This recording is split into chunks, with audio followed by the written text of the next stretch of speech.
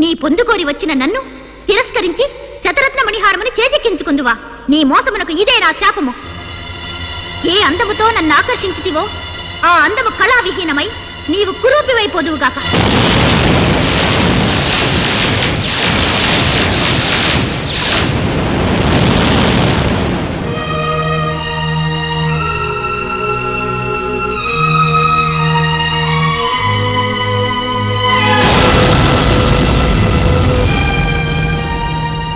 ఏ సందర్భములోనైనను నీవెవరివో చెప్పి నీ నిజస్వరూపము వివరించినా ఆ హారము నేలబడినా హారము యొక్క శక్తి నశించి నిర్జీవమైపోవుగాక.